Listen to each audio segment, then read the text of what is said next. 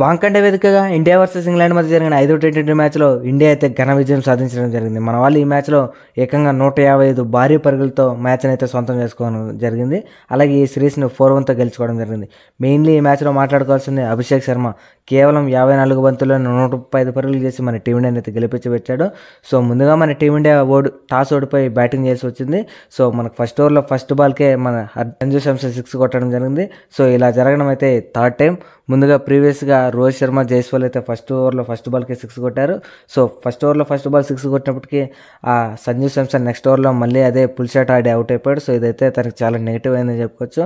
Mainly సిరీస్లో అతనైతే 5 మ్యాచ్లో కేవలం 35 పరుగులే చేసి సిరీస్లో సరిగ్గా రాణించలేకపోయాడు. సో ఇదైతే తన ఫ్యూచర్కి చాలా డ్యామేజ్ చేస్తుందని చెప్పుకోవచ్చు. మెయిన్లీ ఇతనికైతే వరుసగా ఆపర్చునిటీస్ ఇస్తున్నప్పటికీ సౌత్ ఆఫ్రికాతో జరిగిన మ్యాచ్ల్లో 2 సెంచరీలు కొట్టినా, 2 డకౌట్లు ఉన్నాయి. అలాగే ఈ సిరీస్లో కూడా సరిగ్గా పర్ఫామ్ చేయలేదు. సో అతనైతే చాలా ప్రాబ్లం అవుతుంది ఈ ఫ్యూచర్లో. ఇక మరో బ్యాట్స్మెన్ తన కో ఓపెనర్ అభిషేక్ శర్మ అయితే ఈ మ్యాచ్లో భారీగా రన్స్ అయితే స్కోర్ చేయడం జరిగింది. మెయిన్లీ అతనైతే పవర్ ప్లేలో మ్యాచ్ని అయితే ముగించేసే అంత పని చేశాడు. సో అతనైతే ఎక్సలెంట్ ఫినామినల్ బ్యాటింగ్ చేశాడు. సో అతనైతే 17 బంతుల్లోనే 50 స్కోర్ చేశాడు. సో ఇండియా తరపున సెకండ్ ఫాస్టెస్ట్ 50 అయితే స్కోర్ చేయడం జరిగింది. సో అతనైతే విజృంభించి బ్యాటింగ్ చేశాడు. మెయిన్లీ అతనైతే ఈ ఇన్నింగ్స్లో ఏకంగా 12 సిక్స్లు అయితే కొట్టడం జరిగింది. సో అతని బ్యాటింగ్ కారణంగా మన టీమిండియా అయితే మ్యాచ్ అయితే ఎక్కడికో వెళ్ళిపోయిందని చెప్పుకోవచ్చు. మెయిన్లీ అతనికైతే తిలక్ వర్మ కూడా చాలా మంచి సపోర్ట్ ఇచ్చాడు. పవర్ ప్లేలో అతనికి మంచి సపోర్ట్ ఇస్తే అయితే అతనికైతే చాలా బ్యాటింగ్ ఇస్తూ అలాగే చాలా మంచి సపోర్ట్ అయితే ఇచ్చడం జరిగింది. సో అతని కారణంగా మన అభిషేక్ శర్మ అయితే ఎక్సలెంట్ పర్ఫామ్ చేయడం జరిగింది. సో అభిషేక్ శర్మ ఈ మ్యాచ్లో ఎన్నో రికార్డులు బ్రేక్ చేయడం జరిగింది. సో అతనైతే టీ20 ఇంటర్నేషనల్లో హైయెస్ట్ స్కోర్ అయిన ఇండివిజువల్ హైయెస్ట్ స్కోర్ చేయడం జరిగింది. కేవలం 54 బంతుల్లో 135 పరుగులు చేసి మన టీమిండియా తరపున హైయెస్ట్ ఇండివిజువల్ స్కోర్ చేయడం జరిగింది. సో వీళ్ళ బ్యాటింగ్ కారణంగా మన టీమిండియా పవర్ ప్లేలోనే విజృంభించి 95 పరుగులు చేసింది. కేవలం 6 ఓవర్లను 95 పరుగులు చేసి ఒక్క వికెట్ కోల్పోయింది. సో ఇదైతే రికార్డ్ అని చెప్పుకోవచ్చు. ఇంతవరకు ప్రీవియస్గా ఎప్పుడు మనం ఇంత స్కోర్ ఎక్స్పెక్ట్ చేయలేదు పవర్ ప్లేలో. ఇక 2 డౌన్లో వచ్చిన సూర్యకుమార్ అయితే ఈ సిరీస్లో చాలా కోల్పోయాడని చెప్పుకోవచ్చు. సో అతనైతే ఈ సిరీస్లో కూడా తనకి ఇష్టమైన షాట్స్ ఆడే మ్యాచ్ని అయితే సరిగ్గా టర్న్ చేశాడని చెప్పుకోవచ్చు. మెయిన్లీ అతని ఇష్టమైన షాట్ సుప్లా షాట్ ఆడే ఈ 5 మ్యాచ్ల్లోనే అవుట్ అయిపోయాడని చెప్పుకోవచ్చు. మెయిన్లీ అతని ఇన్నింగ్స్ నుంచి మనకైతే పెద్దగా రన్స్ అయితే రావటం లేదు. కెప్టెన్సీ వచ్చినప్పటి నుంచి అతనైతే రన్స్ అయితే స్కోర్ చేయడం లేదు. సో ఇదైతే ఖచ్చితంగా అందరికీ గుర్తుపెట్టుకోవాలి. ఎందుకంటే అతను కెప్టెన్ అయినప్పటి నుంచి సరైన పర్ఫార్మెన్స్ అయితే మనమైతే చూడలేదు. సో ఇదైతే తన మైండ్లో పెట్టుకుని నెక్స్ట్ వచ్చే సిరీస్లో అయినా బాగా ఆడతాడో చూడాలి. సో అతని తర్వాత వచ్చిన శివం దుబే అయితే ఫినామినల్ పర్ఫార్మెన్స్ చేశాడని చెప్పుకోవచ్చు. మెయిన్లీ మన టీమిండియా తరపున సెకండ్ హైయెస్ట్ స్కోరర్గా నిలుచుకున్నాడు. సో ఇతనైతే ఎక్సలెంట్ ఫినామినల్ సపోర్ట్ అయితే ఇవ్వడం జరిగింది అభిషేక్ శర్మకి.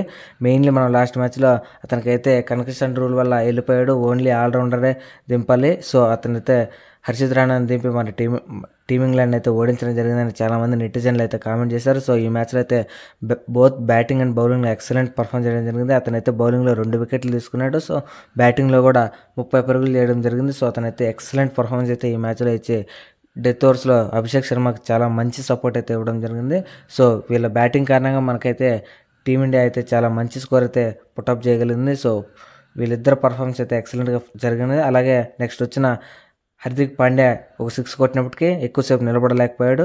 అలాగే చివరిగా రింకు సింగ్ కూడా తన ఇన్నింగ్స్ అయితే సరిగ్గా బిల్డ్ చేసుకోలేదని చెప్పుకోవచ్చు. మెయిన్లీ అతనికి ఇంజరీ కారణమైన 2 మ్యాచ్ల్లోనూ సో ఈ మ్యాచ్లో వచ్చినప్పటికీ అతనైతే రన్ స్కోర్ చేయలేకపోయాడు. సో మన టీమిండియా 20 ఓవర్లు ముగిసేసరికి 247 పరుగులు అయితే కొట్టడం జరిగింది. ఇక 247 పరుగులతో దిగిన ఇంగ్లాండ్ అయితే వాళ్ళకైతే ఫస్ట్ ఓవర్లో మంచి స్టార్ట్ వచ్చినప్పటికీ అతనైతే ఫిలిప్ సాల్ట్ అయితే ఎక్సలెంట్ పర్ఫామ్ చేశాడు. సో 23 బంతులని 55 పరుగులు అయితే చేయడం జరిగింది. సో ఇంగ్లాండ్ ఓపెనర్ అయిన ఫిలిప్ సాల్ట్ అయితే ఎక్సలెంట్ ఫామ్లో ఉండాలని చెప్పుకోవచ్చు. అది ఆర్సీబీకి చాలా పాజిటివ్ అవుతుంది. సో ఇంకో నెలలో ఆర్సీబీ తరఫున ఆడుతున్నాడు కాబట్టి ఎలాగో చూడాలి. ఇక మరో ప్లేయర్ హ్యారీ బ్రూక్ అని చెప్పుకోవచ్చు. ఇతనైతే ఢిల్లీకి చెందిన ప్లేయర్. సో ఢిల్లీలో ఈసారి ఐపీఎల్ ఆడబోతున్నాడు. సో ఢిల్లీ టీం తరఫున ఇతనైతే మళ్ళీ రవి బిష్నాయ్కి అయితే అవుట్ అయిపోవడం జరిగింది. స్పిన్నర్స్కి అయితే చాలా ఫీల్ అవుతున్నాడు. అలాగే లియామ్ లివింగ్స్టన్ కూడా ఈ మ్యాచ్లో తనదైన పర్ఫార్మెన్స్ అయితే ఇవ్వలేకపోయాడు. సో అతనైతే థర్డ్ మ్యాచ్లో బాగా ఆడినప్పటికీ ఈ మ్యాచ్లో సరిగ్గా ఆడలేకపోయాడు. డెఫినెట్గా ఇంగ్లాండ్ ప్లేయర్స్ అయితే చాలా నేర్చుకోవాలి. ప్రతిసారి వాళ్ళకి బ్యాచ్ బాల్ క్రికెట్ అయితే పనికిరాదు. సో వాళ్ళైతే ఈ సిరీస్ ఓడిపోవడంతో వాళ్ళకైతే బ్యాక్ ఆఫ్ ద మైండ్ ఉంటుంది. అలాగే జాకోబ్ బెతాల్ కూడా ఈ మ్యాచ్లో సరిగ్గా పర్ఫామ్ చేయలేదని చెప్పుకోవచ్చు. మెయిన్లీ అతనైతే 3 టీ20 మ్యాచ్లు ఆడితే 3 టీ20 మ్యాచ్లో సరిగ్గా ఆడలేదు. సో బెంగళూరు ఐపీఎల్కు సంబంధించిన బెంగళూరు ఫ్యాన్స్ అయితే చాలా ఘోరంగా డిసప్పాయింట్ అవుతారు ఈ ప్లేయర్ విషయంలో. సో వీళ్ళైతే సరిగ్గా పర్ఫామ్ చేయలేదని చెప్పుకోవచ్చు. ఇక మన టీమిండియా విషయానికి అయితే అద్భుతమైన ఆల్రౌండర్ షోతో టీమింగ్లాండ్ అయితే ఓడించడం జరిగింది. మెయిన్లీ మన వాళ్ళు ఈ సిరీస్ అయితే గెలుచుకోవడం 4-1తో గెలుచుకున్నారు. సో ఎక్సలెంట్ పర్ఫార్మెన్స్ అయితే ఇచ్చి ఈ మ్యాచ్లో బోత్ బ్యాటింగ్ అండ్ బౌలింగ్లో ఎక్సలెంట్ ఫినామినల్ పర్ఫార్మెన్స్ అయితే ఇవ్వడం జరిగింది. సో మన వాళ్ళు బ్యాటింగ్లో ఎంత మంచిగా ఆడారో బౌలింగ్లో కూడా అంతే మంచిగా బౌలింగ్ చేశారు. కేవలం 10 ఓవర్లలోనే టీమింగ్లాండ్ అయితే ఆల్ అవుట్ చేశారని చెప్పుకోవచ్చు. వాళ్ళైతే 97 పరుగులతో టీమింగ్లాండ్ అయితే ఆల్ అవుట్ చేయడం జరిగింది. ఇక ఎక్సలెంట్ పర్ఫార్మెన్స్ ఇచ్చిన అభిషేక్ శర్మకు ప్లేయర్ ఆఫ్ ద మ్యాచ్ అయితే ఇవ్వడం జరిగింది. ఇక ఫినామినల్ పర్ఫార్మెన్స్తో సిరీస్ మొత్తం వికెట్లతో దంచికొట్టిన వరుణ్ చక్రవర్తికి అయితే ప్లేయర్ ఆఫ్ ద సిరీస్ అయితే గెలుచుకోవడం జరిగింది. సో మన టీమిండియా తరపున వరుణ్ చక్రవర్తి ఫినామినల్ బౌలింగ్ అయితే చేస్తున్నాడు. సో అతనైతే ఎక్సలెంట్ ఫామ్లో ఉన్నాడు. ఛాంపియన్స్ ట్రోఫీ కూడా అతనైతే సెలెక్ట్ చేసింటే బాగుండని నా ఇన్నర్ ఫీలింగ్. మీరేమనుకున్న కింద కామెంట్ చేయండి. సో క్రికెట్కి సంబంధించిన ఎలాంటి ఇన్ఫర్మేషన్ అయినా మీకు మన ఛానల్లో దొరుకుతుంది. సో మన ఛానల్ అయితే డెఫినెట్గా సబ్స్క్రైబ్ చేసుకోండి.